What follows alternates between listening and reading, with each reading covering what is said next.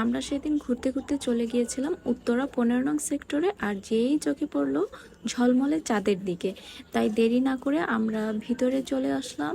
আর এসেই দেখি এখানে অনেকগুলো ফুড কার্ট আছে আর দুইটা ফ্লোর করা হয়েছে, ফার্স্ট ফ্লোর সেকেন্ড ফ্লোর। আমরা সিঁড়ি দিয়ে সেকেন্ড ফ্লোরে উঠে আসলাম।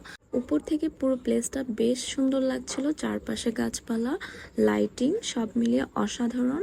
আর অনেকক্ষণ ধরে গল্প আড্ডা করার জন্য বেস্ট একটা জায়গা। আমাদের এরকম ওপেন প্লেস খুবই ভালো লাগে, আর ঢাকার মধ্যে এরকম জায়গা খুব কমই আছে। খুব বেশি দিন হয়নি এটা ওপেন হয়েছে।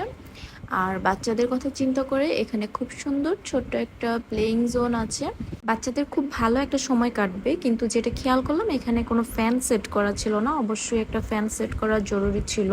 এই জায়গাটার ফ্রন্ট সাইডের ভিউটা সবচেয়ে বেশি সুন্দর, কারণ দুই পাশে দুইটা কিউট কিউট দোলনা ছিল আর গাছপালা তো ছিলই, যেটা সতেজ আর স্নিগ্ধতার একটা ছড়াছড়ি।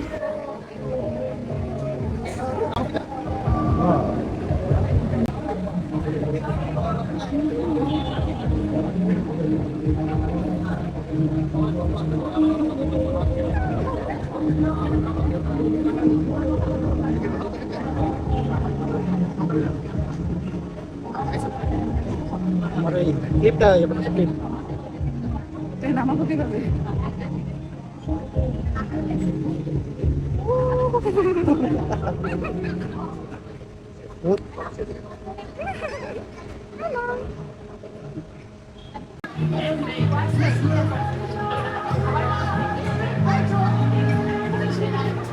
আমার আন্টির উপর দেবে।